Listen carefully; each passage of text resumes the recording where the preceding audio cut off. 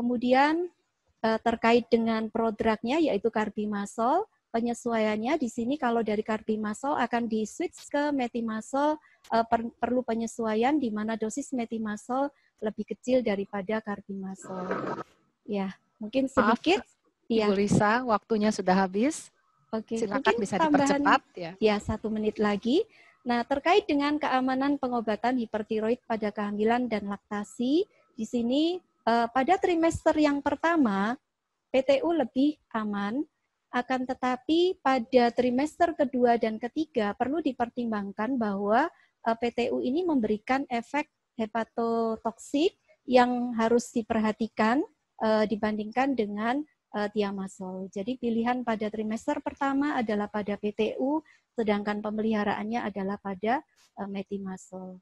Proses penata laksanaan terapi obat di sini yang bisa kita lakukan untuk mendukung adherence, mengumpulkan informasi yang spesifik dari pasien, menilai kebutuhan terapi obatnya, menetapkan rencana pelayanan, dan mengimplementasikan di dalam edukasi ataupun intervensi oleh apoteker untuk pasiennya supaya lebih patuh, dan melakukan evaluasi dan juga follow up.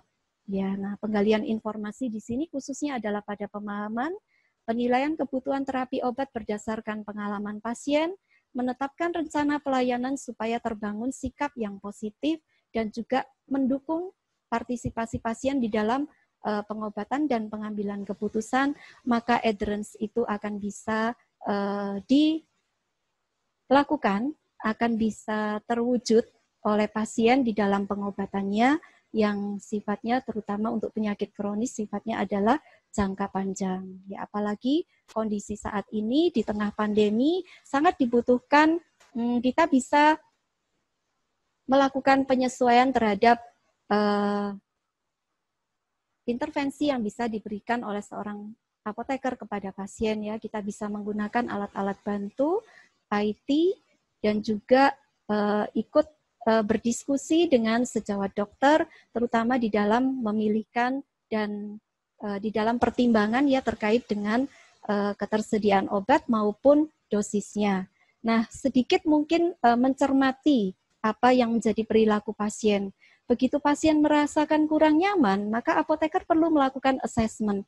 Apakah bagaimana pasien ini punya pengalaman terkait dengan obatnya, dan bagaimana pasien ini menggunakan obatnya, apakah dia patuh atau tidak. Karena seringkali kepatuhan itu menjadi sulit diikuti ketika pasien mulai merasa tidak nyaman dengan obatnya. Jadi regimen yang kompleks itu salah satu merupakan alasan bagi seorang pasien sulit untuk mengikuti aturan pengobatannya. Ya, oke.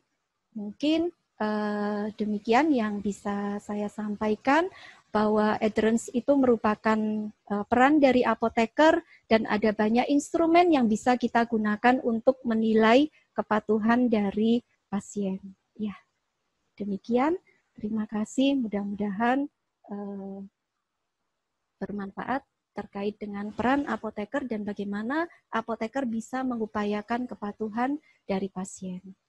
Terima kasih, Bu Evi.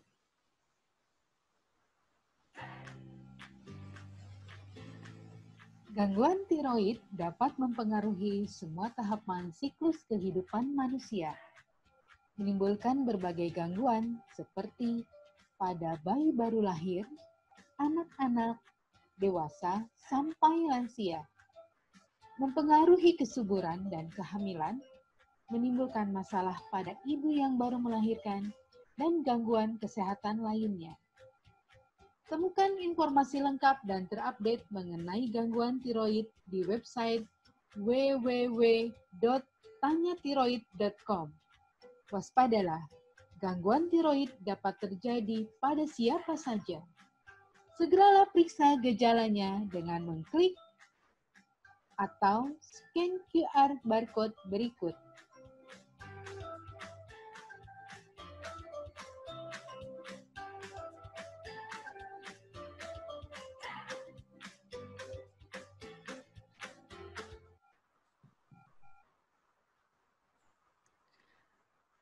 Oke, baik.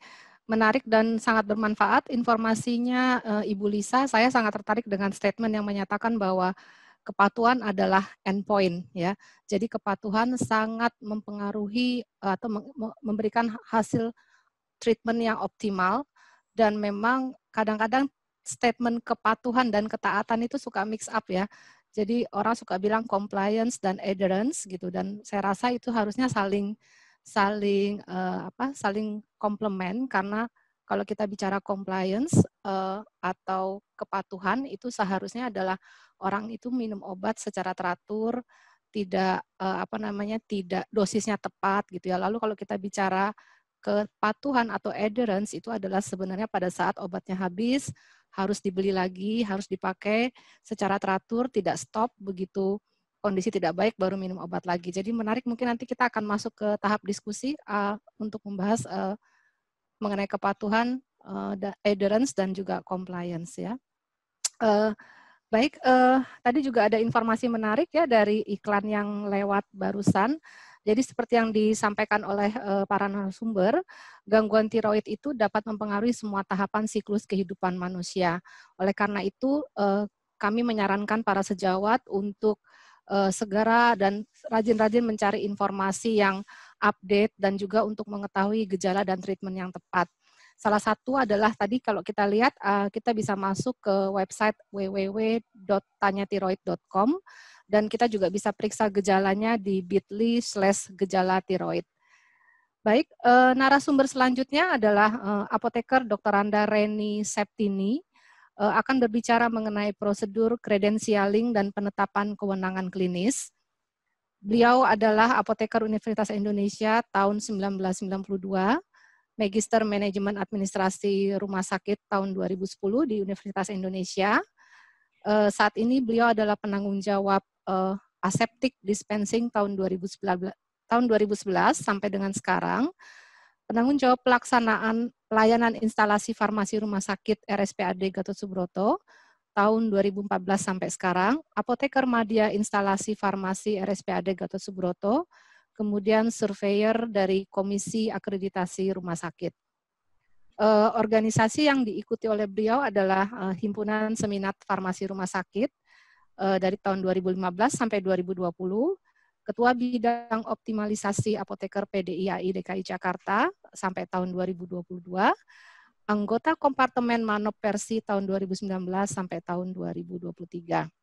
Saya persilakan Ibu Reni. Baik, Ibu Lisa, terima kasih. Assalamualaikum warahmatullahi wabarakatuh. Selamat siang teman sejawat seluruh Indonesia. Selamat siang juga kepada narasumber Dr. Hendra Jufri yang sudah memberikan materi tentang guideline penyakit tiroid, kemudian juga dengan Ibu Lisa yang sudah memberikan materi tentang pharmaceutical care dalam pengobatan, dalam penggunaan obat-obatan. Materi saya ini memang khusus tentang credentialing. Ini ada hubungannya, tadi Bu Lisa katakan bahwa apoteker dituntut untuk melakukan pekerjaan kefarmasian. Namun tetap pekerjaan kefarmasian di rumah sakit itu harus dikredensialing atau diuji kompetensinya, sehingga dalam melakukan pelayanan kita harus sesuai dengan standar yang sudah dilakukan atau yang sudah ditetapkan. Jadi tujuan pembelajaran pada hari ini, pada siang hari ini, kita harapkan peserta mampu memahami prosedur dalam melaksanakan credentialing dan juga dapat membuat rincian kewenangan klinis terhadap pelayanan kefarmasian di rumah sakit. Jadi nanti materi yang akan saya berikan adalah, pertama mungkin saya juga akan menjelaskan apa itu credentialing dan juga re-credentialing. Kemudian bagaimana prosesnya, ini banyak ditanyakan oleh beberapa rumah sakit, karena proses credentialing ini beragam-ragam, tergantung dari tipe rumah sakit. Kemudian juga dilanjutkan dengan penetapan kewenangan klinis. Seperti kita ketahui bahwa credentialing tenaga kesehatan di rumah sakit itu terdiri dari tentunya ada staf medis, kemudian juga staf keperawatan, dan tenaga kesehatan lain. Di sini ada tenaga farmasi. Kemudian kita lihat definisi yang harus kita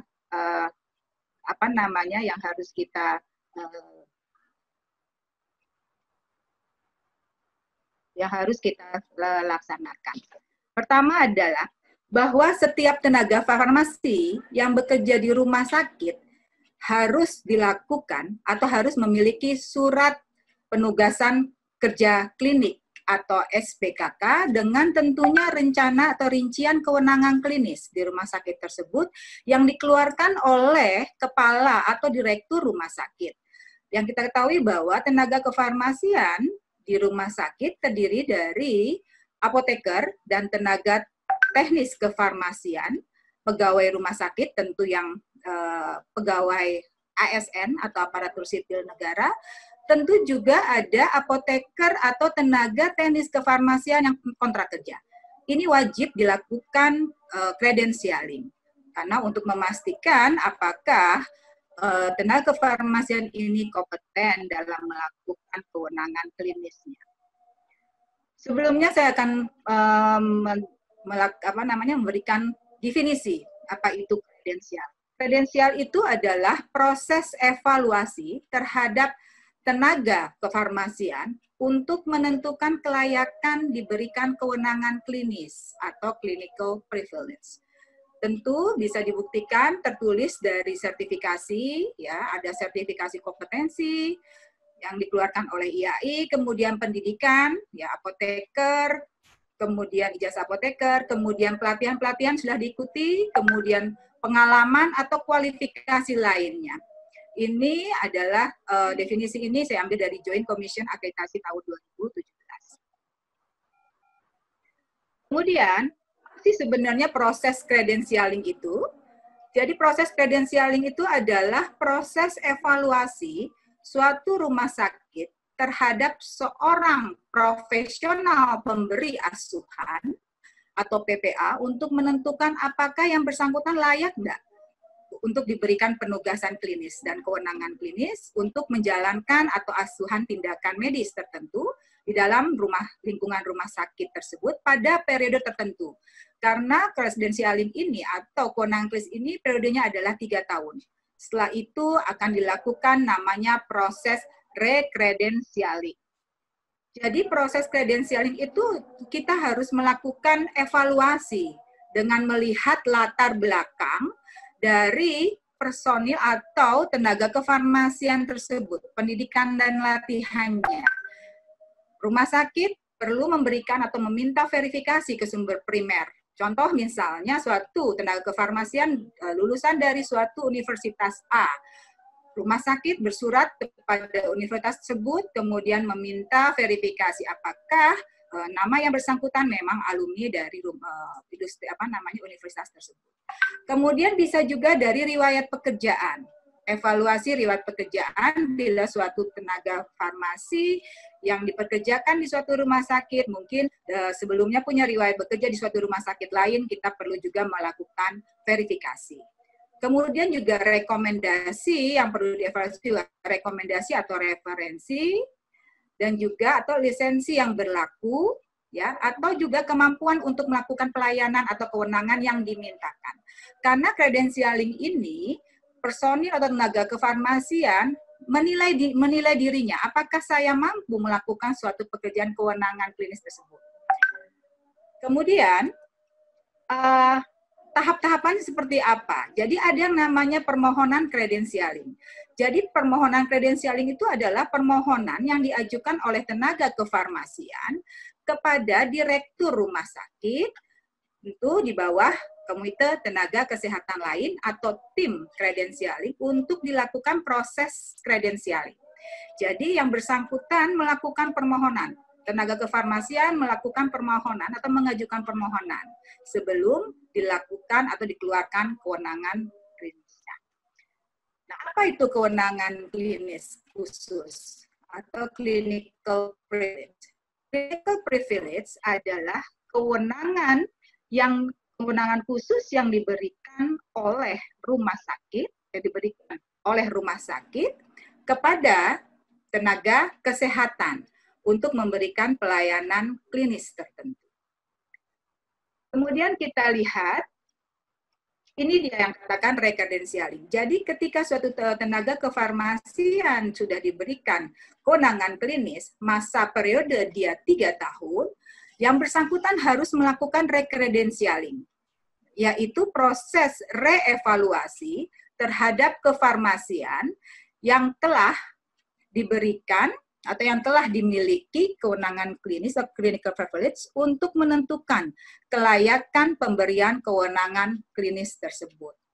Ya, jadi tentunya kita mengkaji ulang daftar rincian kewenangan klinis secara periodik 3 tahun. Rekomendasinya bisa, kewenangan klinis itu apakah dilanjutkan? Misalnya yang bersangkutan ternyata, selama 3 tahun melakukan pelayanan praktek kefarmasiannya dengan benar, baik, sesuai dengan SPO. Berarti kewenangan klinisnya bisa kita lanjutkan.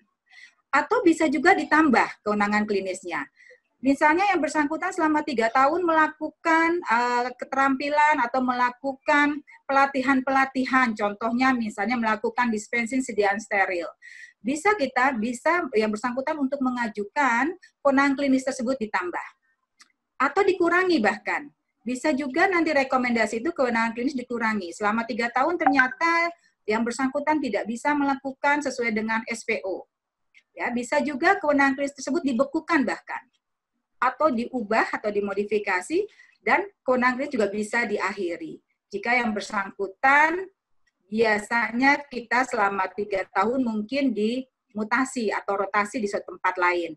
Nah, itu kewenangan klinis yang diajukan itu bisa kita diakhiri oleh yang bersangkutan. Kemudian, rekomendasi atau hasil kredensialing itu menghasilkan rekomendasi daftar kewenangan klinis yang diberikan, atau juga bisa daftar kewenangan klinis yang tidak diberikan karena di luar kompetensinya. Atau bahkan yang bersangkutan mengajukan rincian kewenangan klinis namun fasilitas di rumah sakit itu tidak ada. Ya, jadi bisa juga daftar kewenangan klinis itu bisa juga yang tidak tersedia di rumah sakit.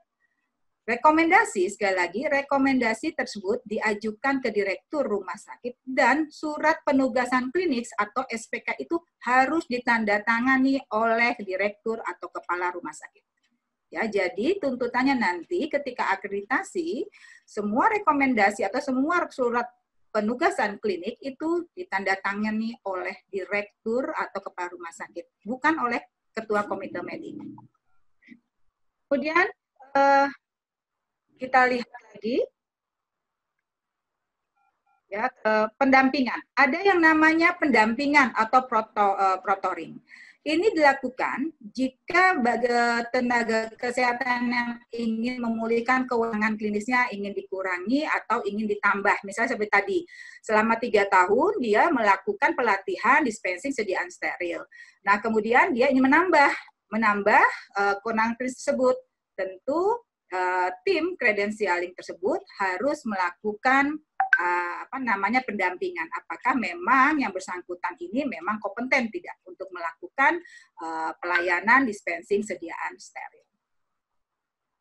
Ada juga pencabutan atau perubahan atau pemulihan kewenangan klinis. Ini kita lihat biasanya kita evaluasi di lapangan berdasarkan kinerja profesi di lapangan.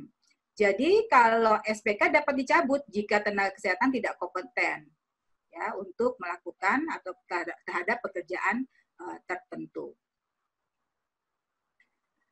Kemudian, kenapa sih harus dikredensialing? Nah, ini pertanyaan ini sering banyak tanyakan. Kenapa harus dikredensialing? Dalam Undang-Undang Nomor 44 Tahun 2009 tentang rumah sakit, bahwa rumah sakit bertanggung jawab secara hukum terhadap seluruh tenaga terhadap semua kerugian yang ditimbulkan atas kelalaian yang dilakukan oleh tenaga kesehatan di rumah sakit. Jadi, oleh karena itu, setiap tenaga kesehatan yang ada di rumah sakit wajib dilakukan apakah dia kompeten melakukan pelayanan kefarmasian.